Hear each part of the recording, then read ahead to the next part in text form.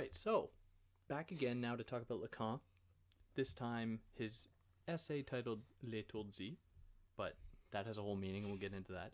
Before we actually jump in, I'm going to say that this is to be found or can be found in podcast form on Podbean and on iTunes and Spotify under the same name. There'll be links, obviously, for that. And there's Patreon for anyone that can do that. That'd be cool. If not, obviously don't feel obliged. But for now, I'm joined by Ben. I'm joined by Ben, who happens to actually know things about Lacan, and because I don't. So Ben, what do you do? Yeah. Hey, so I am a fourth-year PhD student at the Center for Theory and Criticism at Western University. And I'm currently ABD and writing my PhD on Lacan and philosophy. But I work on Lacanian psychoanalysis with a background in the history of philosophy. Cool. I'm not gonna make you say more. That sounded legit. All right. So this text is titled L'étourdit, which in French means, what does it mean? Dizzy? Yeah, nauseous? It's something about turning. I'm not sure. I don't really speak French very well. Yeah, it's a strange word because I think that when we were talking about it earlier, I'd made the joke that I wanted you to tell me what it was and tell me why I feel the way that it is. You feel dizzy? I feel dizzy when I'm reading this text. Because for those that haven't read it, it's extremely difficult.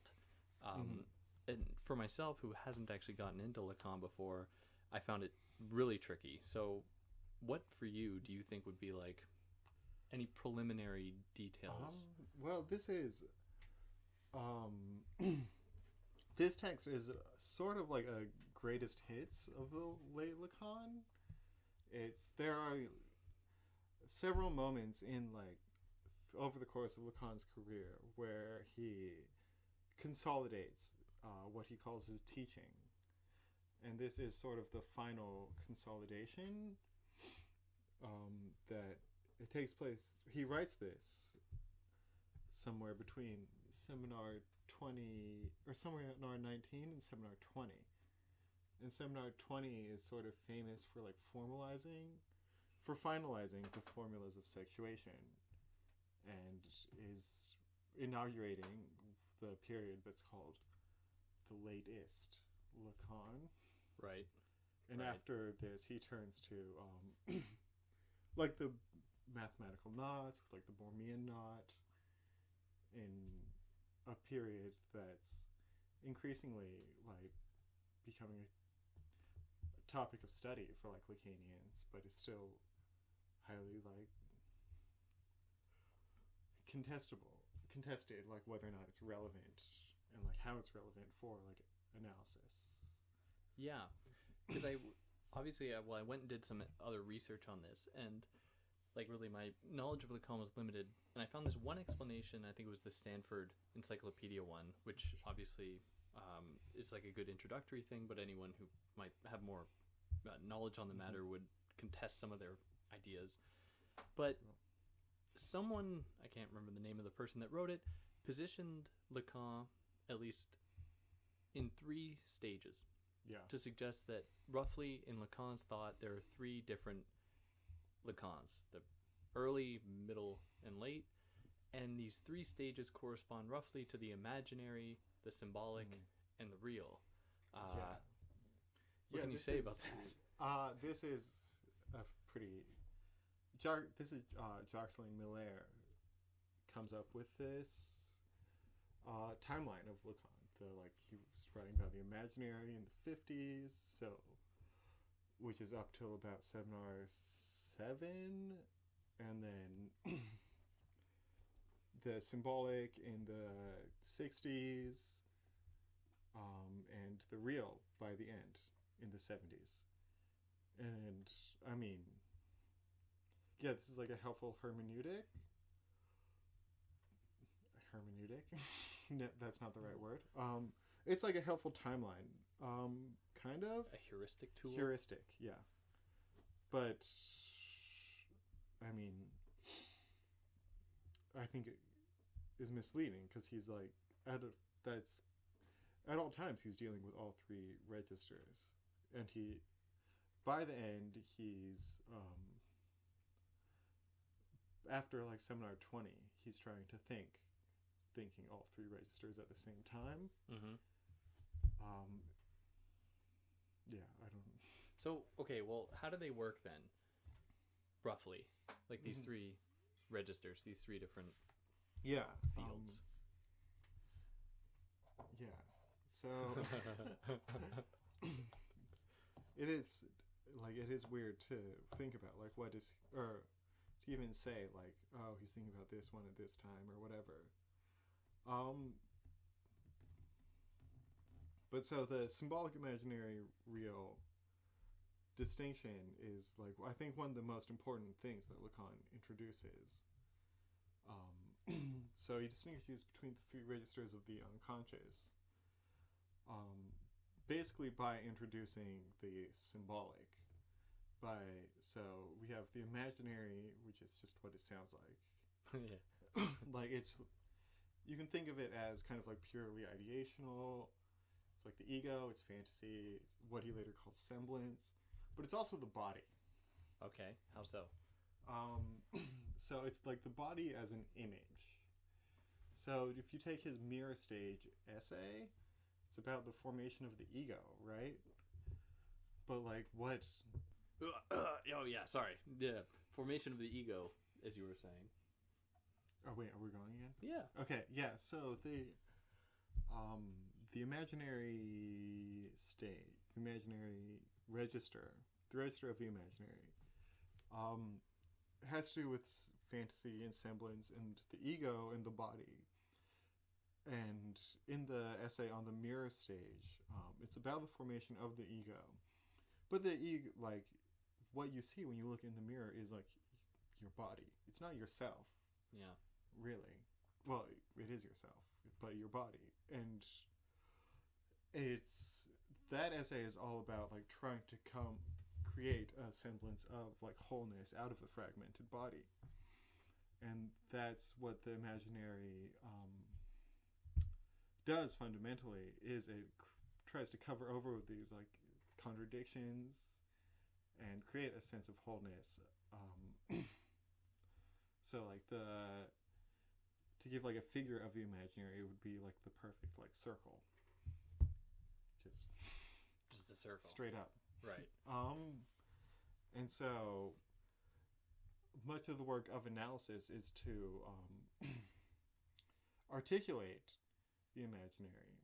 Sure. Bring it into words, and you realize that it doesn't make sense really, and gets dispelled and stops playing effects. Okay. So like we have this experience like most like when you're like worst fears and like things like where we all have this experience where like you're anxious about something, but like as soon as you sit down and talk to it about with someone, you're like, yeah, that's like stupid. Mm-hmm. Yeah. Like it's ridiculous. And that's like basically that's like a snippet of the work of analysis. And so Freud distinguishes between like the pleasure principle and the reality principle, and Lacan starts articulating the real on as like neither. So you have to kind of set the real aside, and so we have the imaginary, and then the symbolic is like the linguistic register of the unconscious. Sure. And it like Lacan introduces it basically noticing that like what do we encounter in analysis? Mm-hmm. Yeah. Like what do you think we encounter in analysis, Dave? Well, no, that makes sense to me, because I think that this will lead into this essay specifically in a good way, because when he makes a distinction between what is said and what is meant in the act of saying, I think we're getting this sense that, anything that anyone can come up with in the first instance is not necessarily something that the the analyst can take away from in a meaningful way. Yeah. And, without getting too much in my own personal stuff, this is something I've experienced a lot, where it takes work, and I'm not necessarily saying that this demands the intervention of an analyst. It might. But even if a person was coming to terms with their own stuff, I would only assume that it would take a great deal of time. And we are always, and this is the little bit I kind of understand of Lacan, is that with language there'll always be a kind of deficit. Like, we'll always be met with a kind of barrier where there's an impasse, where we are unable to communicate what our feelings want, what our feelings might actually be, because they're so stubbornly individual, and any word out there doesn't do that job. For sure. So it's in that way that I see that, by how you described it, any kind of analysis of someone encounters that roadblock that is, the symbolic, and however it's affected or nailed into us through our schools or institutions or, what families, whatever. Yeah, I guess that's what I think about it. I mean, but okay. Correct me if I'm wrong. No, this is a super interesting answer. I mean, because I asked, what do you think we encounter in analysis? And I expect you to just say your thoughts or your unconscious or something. But this is kind of a demonstration of precisely the confusion that early Lacan is really rallying against. Oh damn! Did you just analyze me? Oh fuck. That first off, that you have thoughts and feelings that are separable from language. That right. You run into language as kind of a block, or as an impossibility. But no, that's not true. That's not true for Lacan? Or just generally? Both. Okay.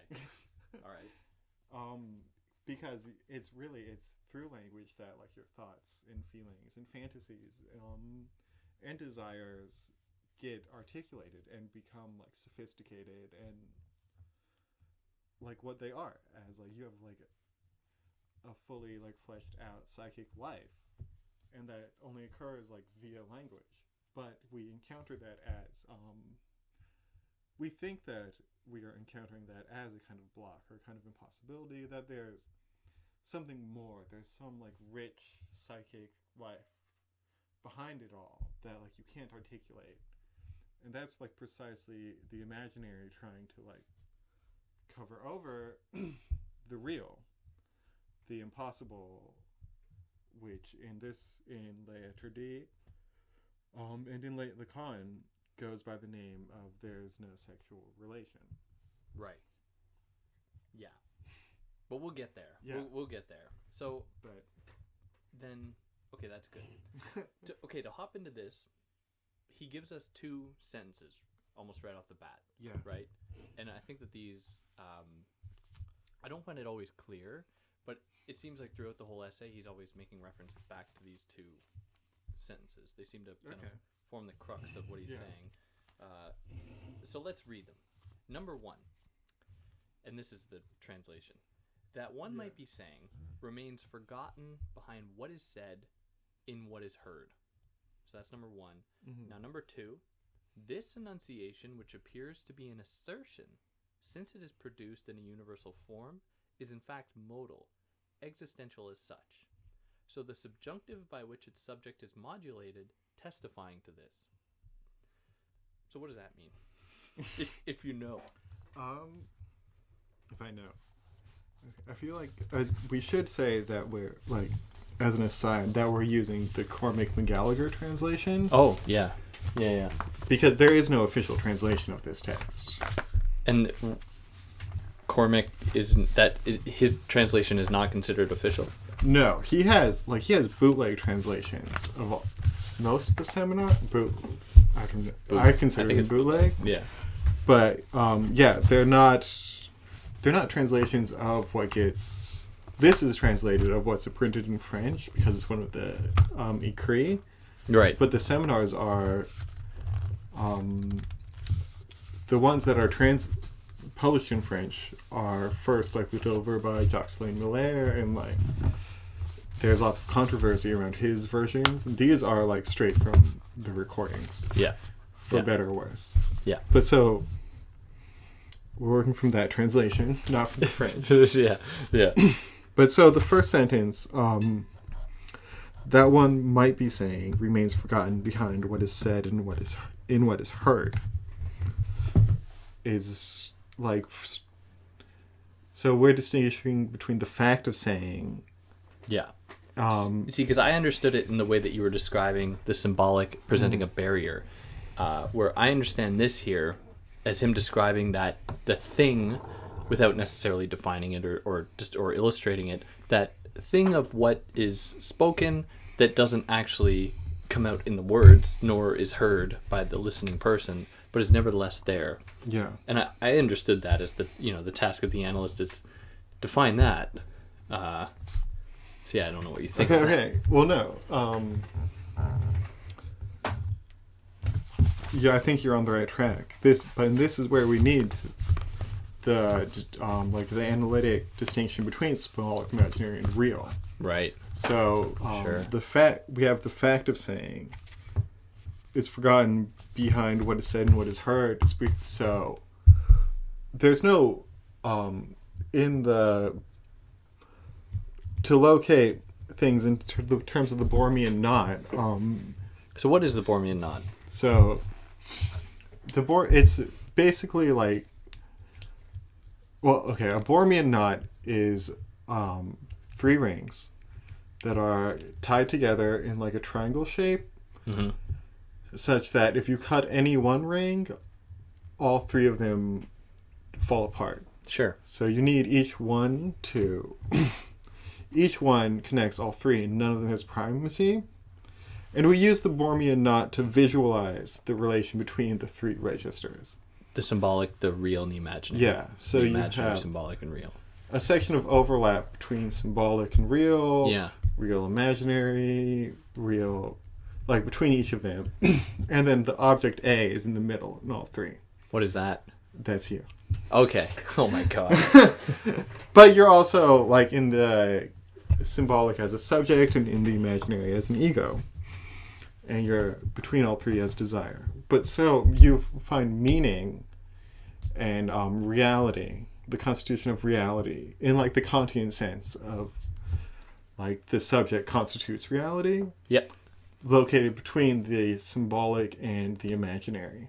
In between. So they don't... So in their overlap. In their overlap. Okay. So there's no meaning. Yeah. Without an intermixing of the imaginary. And the symbolic. Yeah. Sure. But so... Sure. The fact of saying is purely symbolic. Right. So and then what is said and what is heard introduce meaning. So that's reality. Meaning well, it introduces the imaginary. Okay. So what is said is the symbolic, or what is said and heard is the symbolic? What is said? What is said? Yeah, you're just signifying. So is... Okay. What is said? The fact of saying is purely symbolic.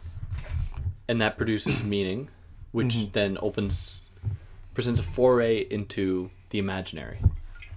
Yeah, so the way I would read it is you have a fact of saying, and then what is said is like the meaning that I'm trying to produce. What is heard would be the meaning that you like produce, the meaning that you produce. Okay.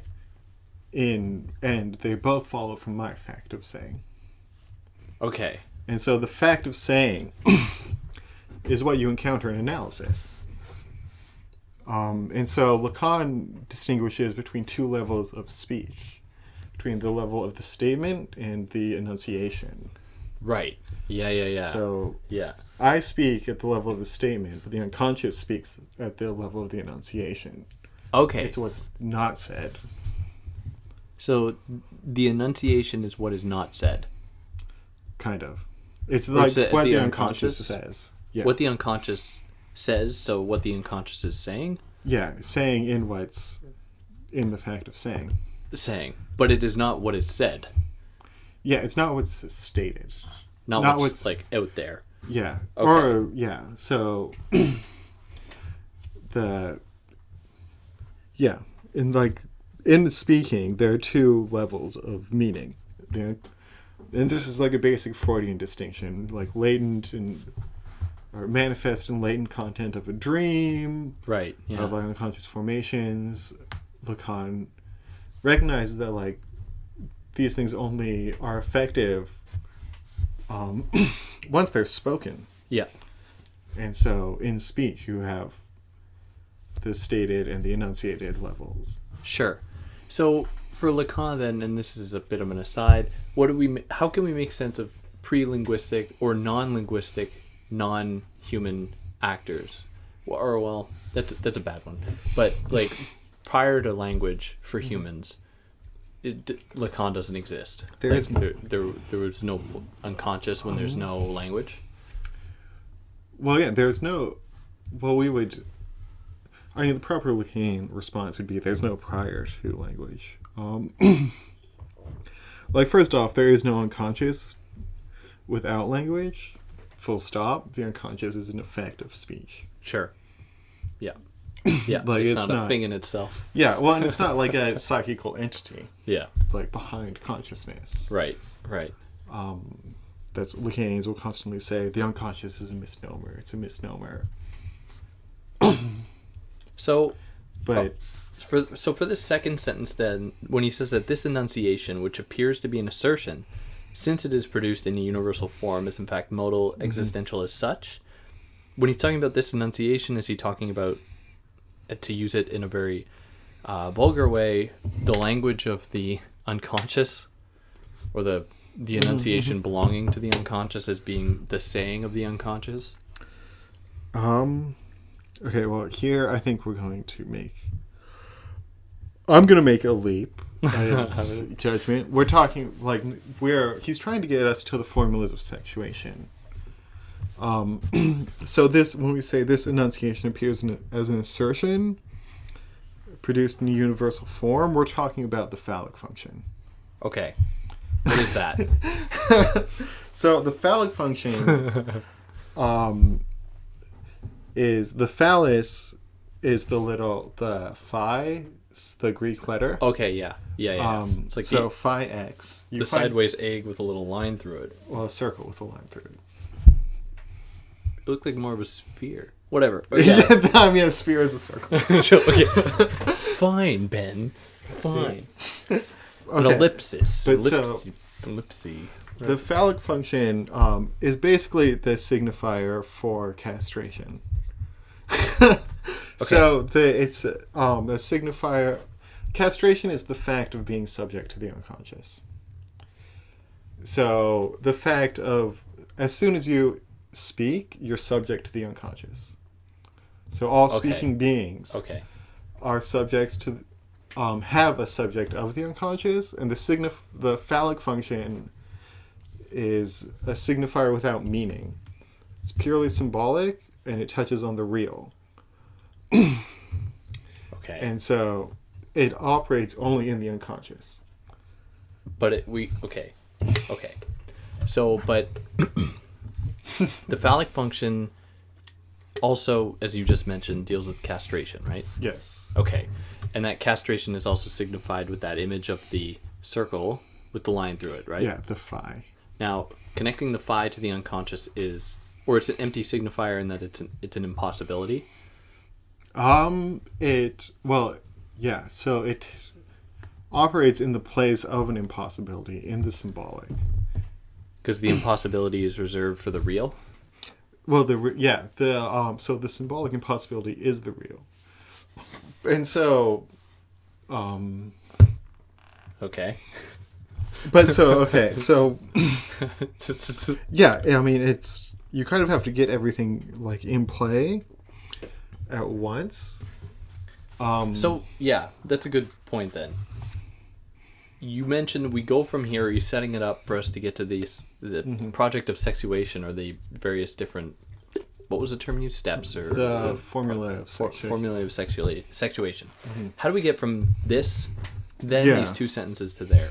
So the leap is from the fact that there are speaking beings to the fact that there are two sexes.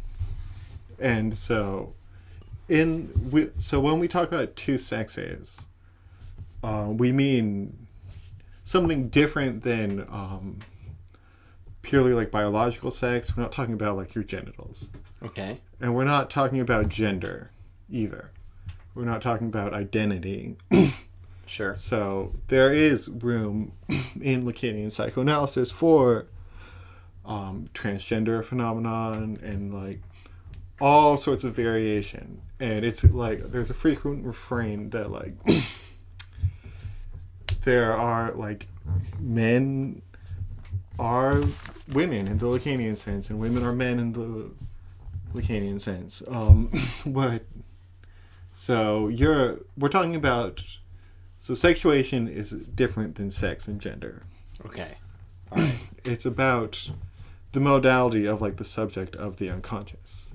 So, and there are only two logical possibilities that correspond, that are like, so you have a masculine subject of the unconscious who is an all, or a feminine subject who is not all. Okay. So we're trying to get from the fact that there are speaking beings to the contingency of there are two kinds of speaking beings. Right. Okay. So, insofar as this is to be found in the unconscious, we cannot limit it to that alone, because you're saying from these speaking beings, it seems as though even on the surface, and I'm not trying to say that this has to, this correlates with like gender identity or genitalia. Yeah.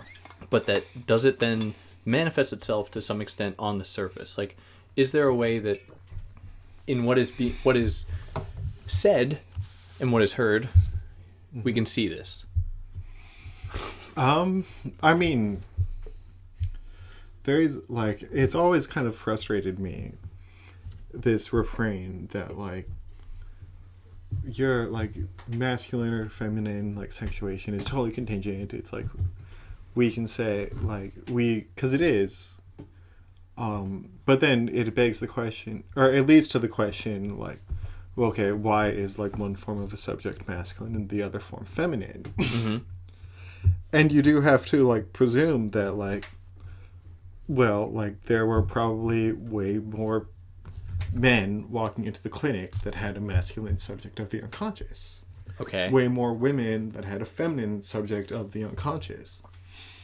And there's no necessary connection between like your junk or your identity or your like unconscious. But there is a correlation. Okay. That is explainable only on an individual basis. Okay. What does that look like? It looks like psychoanalyzing your personal history. Right, but then wouldn't it? And I mean, there's not really like you can't really answer how someone becomes a masculine or a feminine like subject of the unconscious. Yeah. That's the point, is it's contingent. And it's how at some moment in time you had to respond to language castrating you. Okay. So, but all right, I can get on board with that. But I feel like I have to follow up with that, because you said if we're dealing with personal history to some extent, and this becomes almost a stubbornly individualistic affair, which psychoanalysis has to be, right? Then it seems as though it demands a necessary evaluation of the various institutions that we exist in on a daily basis. So my question would be, how much do those actually affect, the determination of someone as, occupying a masculine unconscious or a feminine unconscious? Yeah. Well, like, first off, we should just, like, note that, like, there is, only through Lacanian psychoanalysis is there, like, room to analytically talk about how the social operates on the unconscious, on the individual, and that's because the symbolic order. is an aspect of, or is like what structures the unconscious. It's one of the three like fundamental registers. So how you couldn't say, and I don't know if you could say in any straightforward way that like these institutions sexuate you in this or that way, they produce this or that effect, because of the like structuring effects that get produced on you are like so contingent, and you're so young, and they have to do with like what sticks. Yeah. What sticks when you're little, when you're an infant. But undoubtedly, like some do more than others.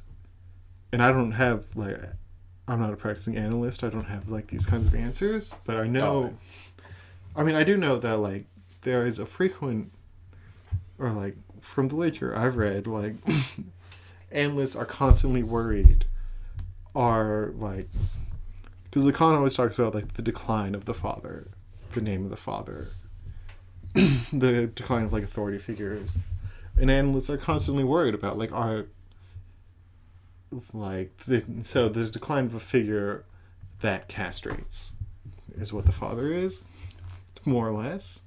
So a figure that institutes the unconscious, right, and analysts are constantly worried: is this going to create psychotic subjects?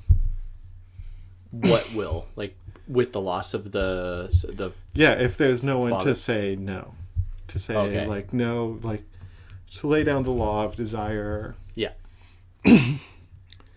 And that comes before sexuation, I think. The being like, so registering that you've been subjected to the unconscious. Right. So bringing in the phallic function as a signifier. Right. But That you're sexuation always, responds to.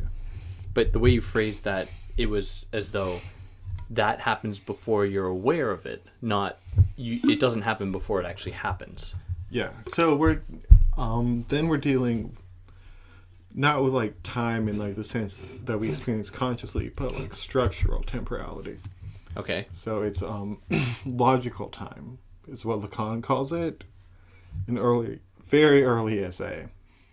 So it's basically like this has to happen before that has to happen before that. Right. So like, Does he?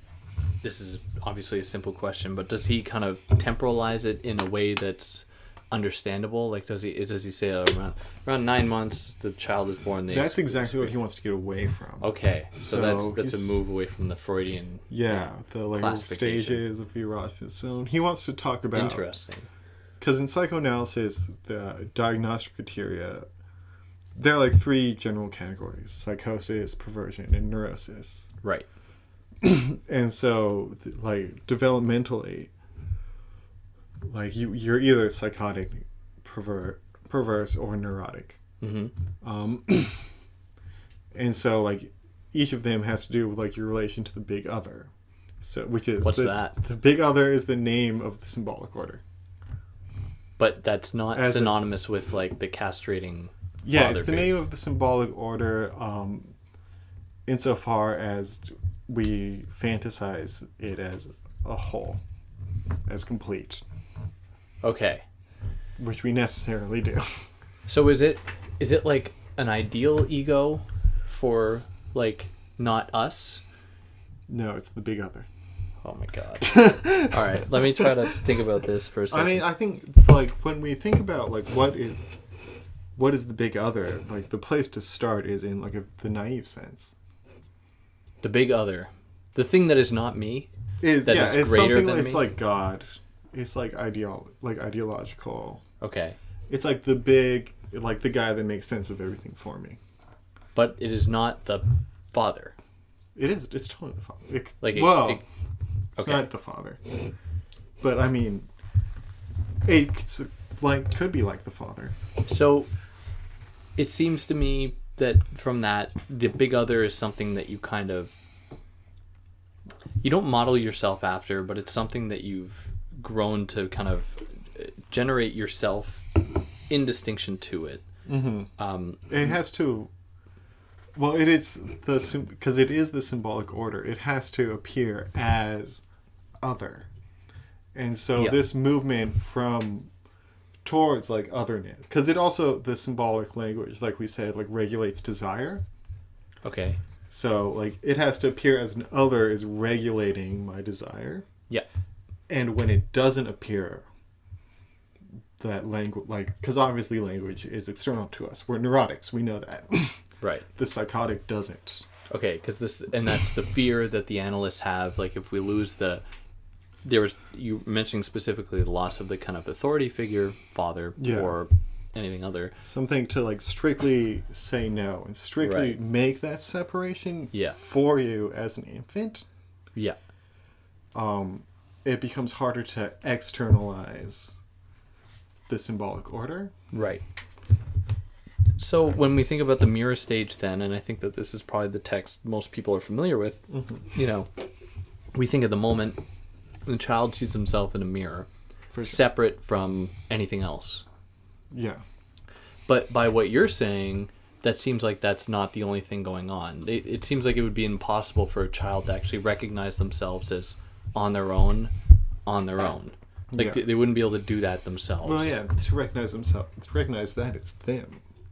Because, you know, not only do you have all these other kind of abstract forces working on them in some way via this kind of, like, you know, relative positionality in terms of the big other, but Yeah. you also seem to need, like, a kind of, like a direct intervention almost, like that father figure, you know, that's actually Yeah. not punishing, but guiding. Well, you need, like, in a very, because in the mirror stage essay, he characterizes it in terms of the infant looking in the mirror. The infant has, like, experience of itself as, like, I can't control my limbs. Right. It's like, it's a fragmented body, but what it sees in the mirror is a whole Right. whole body that seems to have control over itself. Right.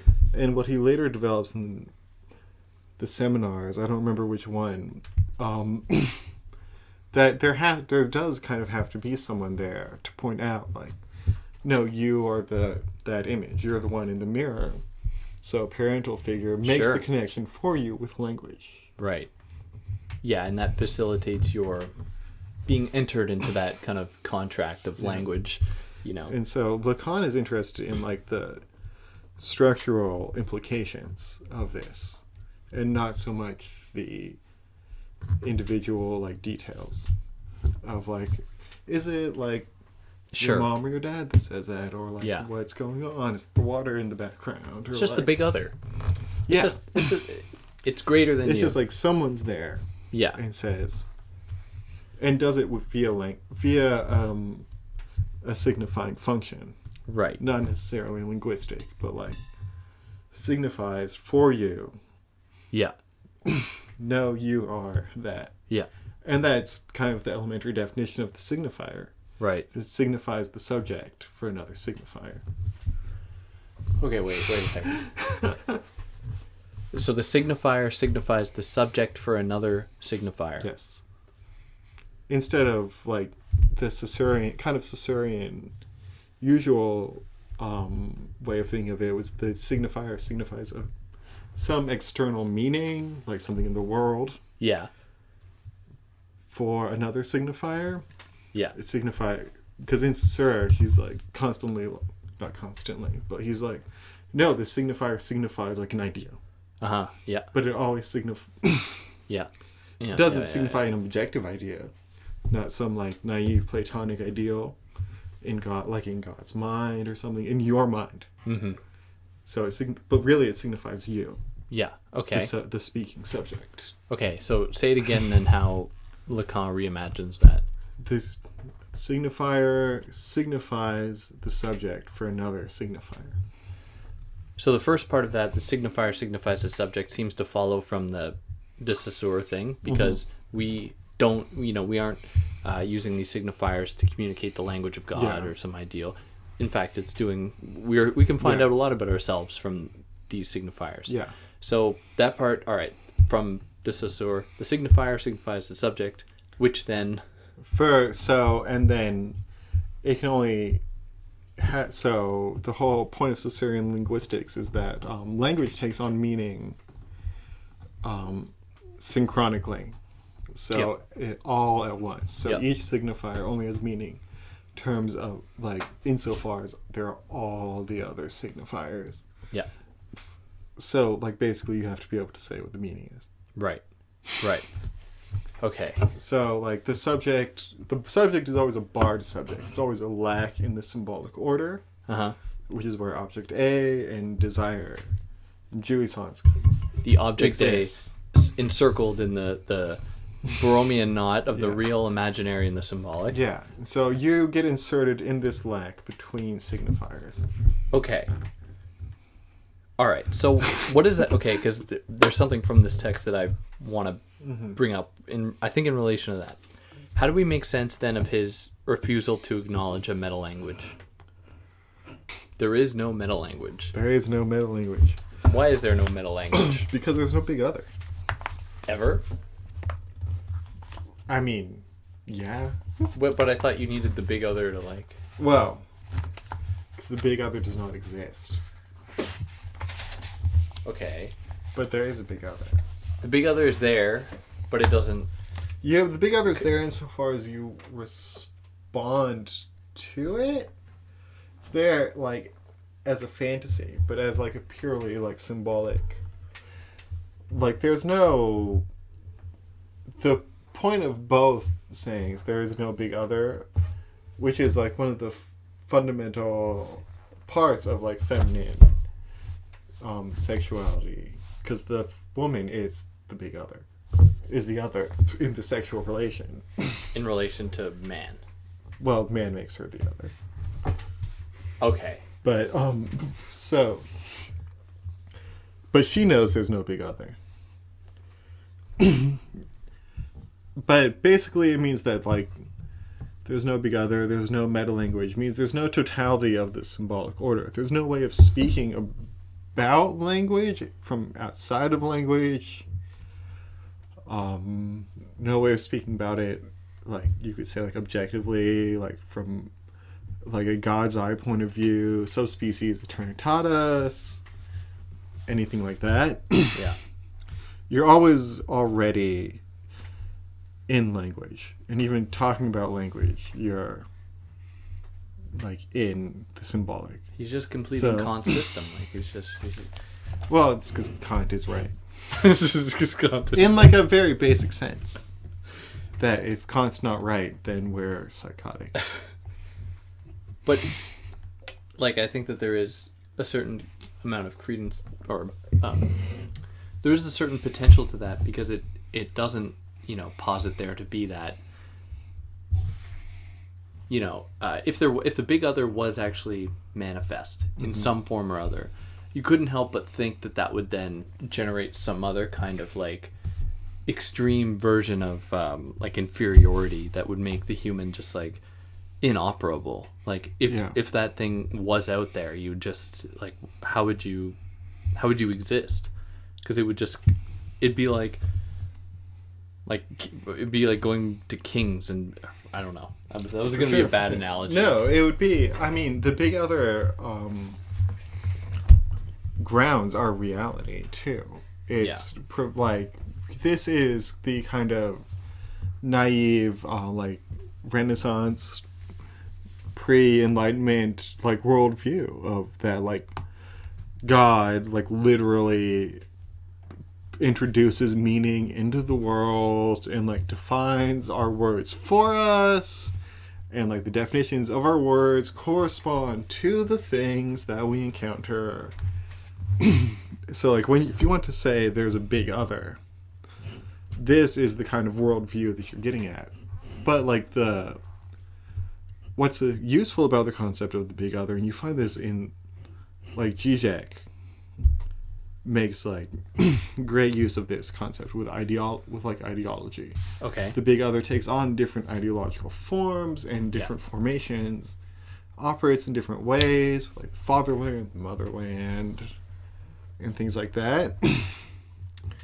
And, like, the whole point is, like, Lacan's point is that, like, no matter what you want to say the big other is, there is no big other.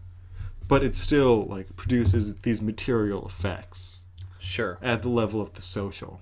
Sure. Not just at the level of like psychotic delusion, not just at the level of your individual fantasies, but what we do in our social relations. Right. And like that's kind of ties into the 4 discourses too. Right. What are the 4 discourses? What are 4 discourses? Well, so long as you're in the master's discourse, you're serving the big other at the very least. And you kind of always are. Okay, what do you mean? What do you mean by that? So, okay, the 4 discourses are the master, university, hysteric, and the analyst discourse, the analytic discourse. Analytic discourse. Yeah. So, I mean, I'm not going to sit here and give you the theory of the 4 discourses. Yeah. You don't need to delineate that in like a very clear way. But what do you mean when you say the master discourse fits in with the big other? So, subordinate. The 4 discourses are the discourse is basically what Freud means by civilization. When in civilization and its discontents, or in like group psychology or something like that, it's a social link. Right. So there are 4 kinds of social link. And like whether or not there's like a 5th is like Lacan mentions capitalist discourse in television. My supervisor Alan Perrow has like a great article about the economic discourse that's more convincing. But so all of the discourses are social link, and so there are 4 terms in the discourse. S1, the master signifier. S2, the battery of signifiers. So every signifier but the master signifier. Okay. So like for Lacan there's the signifying chain, which is the signifiers taken diachronously. So like when we speak in time, they're one after the other. Yep. The signifying battery is all the signifiers at once. So like the dictionary is like literally all the signifiers at once. Yeah. And then the 3rd term is Bard S, the subject. Okay. The subject who's subject to the unconscious, and object A, the object cause of desire, which is real. And it's encircled by the real, imaginary, and the symbolic. It's the other side of the Bard S. So you're really in 2 positions, Bard S and object A. But object A's are also in the world. So like your cell phone is an object A because you enjoy it. Okay. So where were we going with this? Well, I was going to ask the following, and this gets into the second section of this, because I was specifically wondering about what he meant by Freud's saying, and what is that? How does that relate to this meta-language, or this impossible meta-language? Because it would seem to me, and I don't know for sure, but I think Be more confident. Lacan would be like, Freud is just trying to find this meta-language. Freud is just trying to get at this possible big other in the form of like, and there's no one Freud. Like Freud changed his mind a lot, but like it seemed like the project was getting at that kind of possibility, to which, by what you're saying, Lacan is a lot more suspicious of. So when he says Freud's saying here, what is he saying about Freud? Well, no. You got... Okay, I thought you should be confident, but you got Freud all wrong. Thank you. So, Freud is saying there's no meta-language. Okay. And there's no sexual relation. Okay. The first part I understand, but now the second, you lost me with that now. Well, they're the same. Okay. Sexual relation and meta-language are the same. No sexual relation. No sexual relation and meta-language is the same. And there's no meta-language. So, oh my god. It's the non-relation. Then, like, it leads to symbolic impossibility. So, but that's kind of everything at once. So, moving on to page 2. Page 2. Yeah, I mean, so in this essay, like, it is weird. Section 2 is called Freud Saying, and then he talks about math. Yes, the matheme and whatnot. And so, as far as I know, Freud does not talk about math. So, Yeah. like, I just want to, like, put that out there. Yeah, the one Freud essay I've read. Yeah, no, I don't remember any math. So, but what Freud does talk about, like, what Lacan, like, Freud makes the unconscious speak. And so we can talk about, like, the proof of this. Or we can talk about this in several ways. So, like, there are the case studies,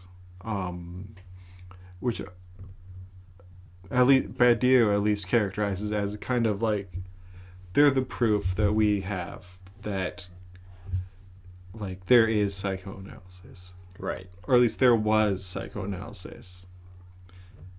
And you have to presuppose for all of this that there is psychoanalysis. Fair. Which contemporary discourse does not, for the most part. Like, our discourse around, like, neuroscience, that everything's reducible to the brain, Yeah. to Okay. like firing neurons, to like biology, that everything's explainable, forecloses the statement that there is psychoanalysis. Sure. That makes So- sense to me. Yeah, that's fair. What do we mean, like, and like, it's hard to deny that there are, like, unconscious thoughts, unconscious desires, and things like that, and, like, these remain explainable in terms of the brain or evolution, even if poorly explained. But so what Freud introduces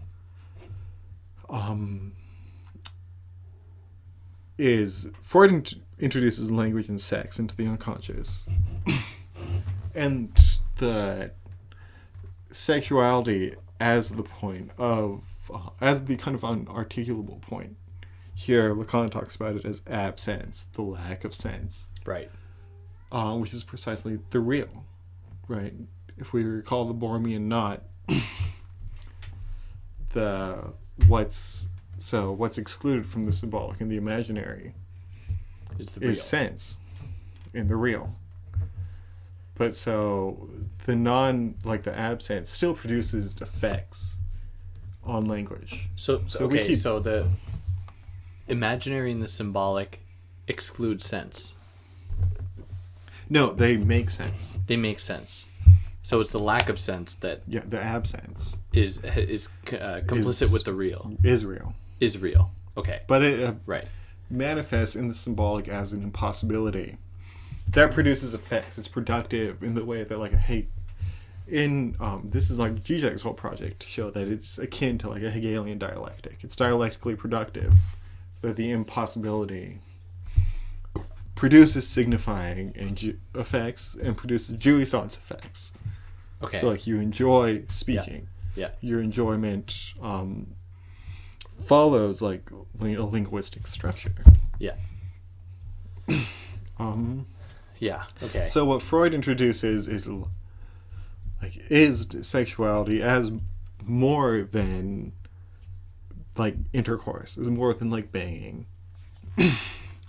And, like, he can't help, like, if you read the 3 essays on sexuality, like, he returns again and again to, like, it's, like, polymorphously perverse, it's, like, we can't pin it down.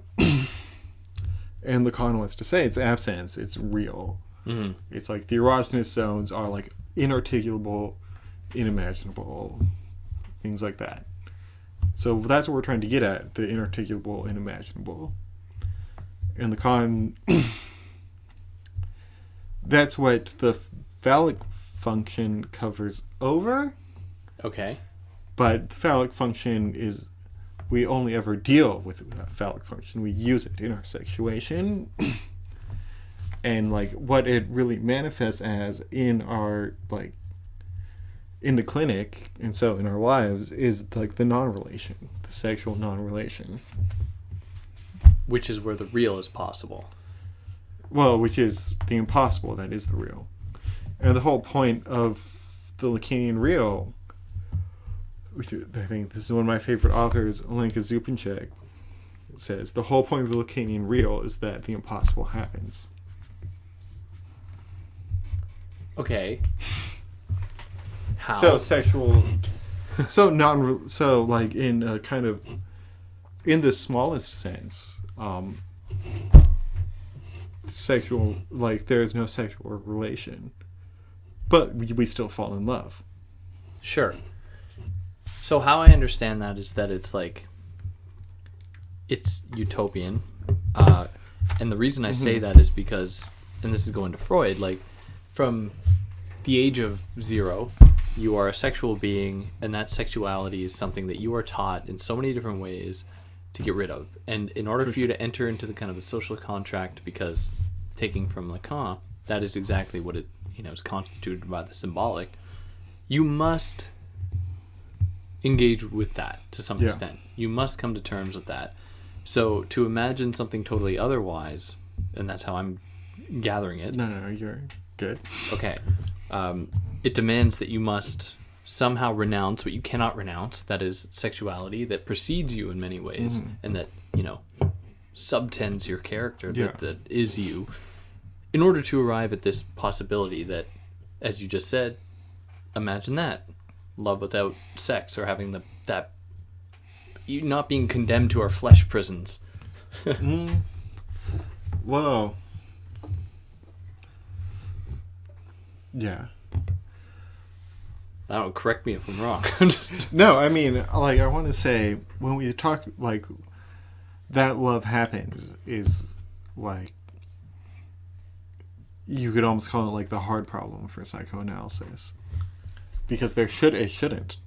Oh, that's interesting. And so, like, a lot of, well, it shouldn't, like, it happens in transference, but, like, a love relation happens between people.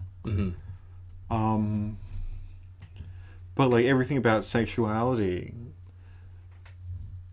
brings us back to, like, the polymorphously perverse subject.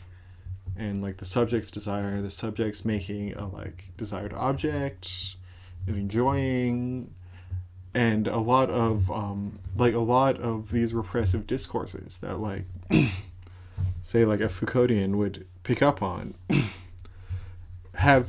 are trying to reduce all the possibility, are repressing different sexual possibilities to, like, intercourse, to, like, what is most easily a semblance of sexual relation. Right. And so the Lacanian question is, like, we're not saying, like, don't have sex. Yeah. We're not saying that this isn't important, but that a relation occurs by other means. Yeah. Including sexuality, including all the things that we normally think. Like, that a relation occur, like, first off, it occurs contingently. Right. So it's impossible and contingent. And these are these are logical modalities, opposed to necessity and possibility. Sure. And that's the real. So we get that right at the beginning, almost, when in the second sentence, when he's saying that we think it's a universal form when it is in fact modal. Yeah. And so it's like, that's where, to, like, kind of get off topic, that's where I like Badiou's, like, conception of love as, like, a universal truth that creates a subject too. Okay. Because, like, Lacanian psychoanalysis has a hard time talking about love outside of the transference, outside of, like, the love of the analyst. And, like, for Badiou, like, if love is an eternal truth, it, like, becomes the subject itself. Yeah. Like, it's a kind of like modality of subjectivity. That's interesting. Well, shit. Here, we're rounding. That's good. All right, we're rounding an hour right now. An hour. That's good. All right, so we're going to pause that there. We're going to take a break, and we'll continue this on in the next one. Page 5. Are we that far? Really? I'm impressed. Page 4? Yeah, no, something like that. All right, for those that listen this far, thank you, and tune in for